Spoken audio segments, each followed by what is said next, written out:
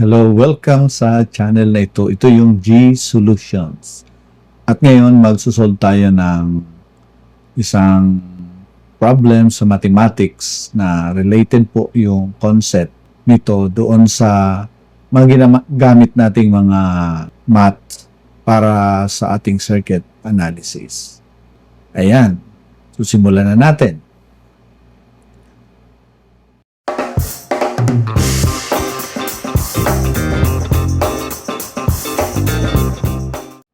So, narito yung given. Basahin ko. Sabi dito, if the equation of the line, okay, is 3hx negative 4y plus 2 equals 0. So, yan yung equation of the line niya. And its slope is 3 over 2. Okay? So, yung pinapahanap, yung value ng x. Yan.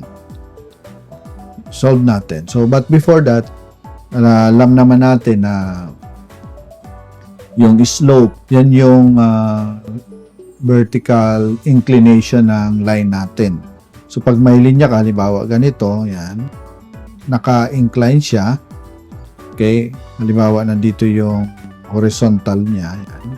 So, hanapin natin kung ano yung angle of inclination niya. No? Makukuha natin yan by knowing the vertical and also at a certain point yung horizontal niya. At syempre, mag-create dito ng theta. Okay? So, yung vertical niya is your y. Yan yung measurement ng height at saka yung measurement ng horizontal o yung run na tinatawag. At pag kinuha natin yung relationship ng dalawa, y over x, yan yung slope niya. This is equated to letter M na yan yung ano niya, yan yung ginagamit natin sa notation ng slope natin. Okay? Naalala natin yon. Now, solve natin yung problem na ito. So, yung given niya, ito yung given. Simula tayo sa given. Ang equation ng line ay sulat ko lang 3hx minus 4y plus 2 equals 0. At ano pa ang given doon sa problem? Meron din tayong slope. Yun nga. So, gamitin natin yung M. Okay? M is 3 over 2. Okay? Yung pinapahanap sa atin, what is being required is the value of h. No? So, makikita naman natin sa equation natin yan. Yung h. So, yung solution, napakadali lang nito, ay alamin lang natin na meron tayong general form, no? General form na line natin, line ay y is equals to mx plus b. So, nasan yung slope dyan? Ang slope dyan ay itong m.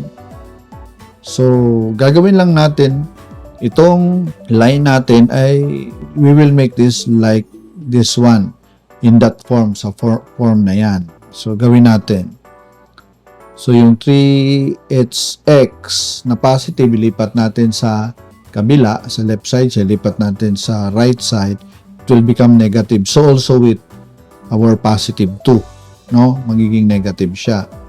Kaya, ang equation natin ay magiging 4y, negative 4y is equals to negative 3hx negative 2. Yan. So, working on. I-divide natin both sides by negative 4 or multiply natin lahat by negative 1/4 para macancel natin yung sa left side na negative 4 para matira na lang yung y.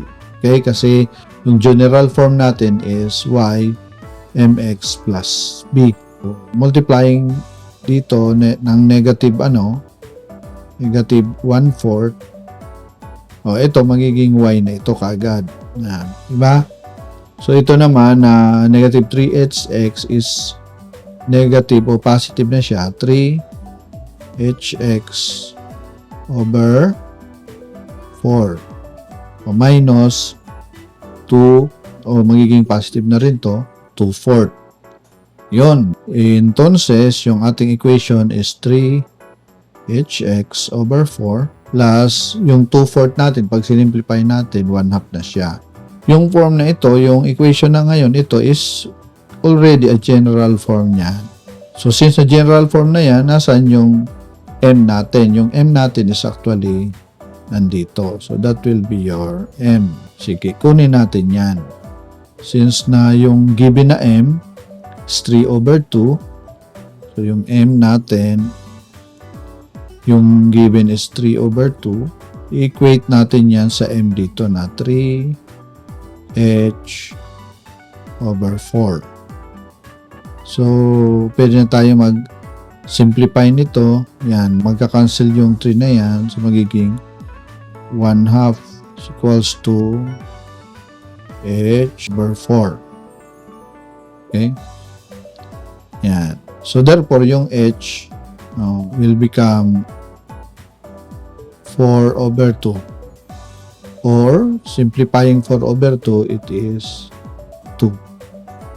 Okay. So, yun na yung ano natin, yung answer. So, ito na yung magiging ito na yung magiging sagot natin. Okay? Yan na yung magiging sagot natin. Yan yung H. So, napakadali lang yan. So, maraming salamat for watching this video.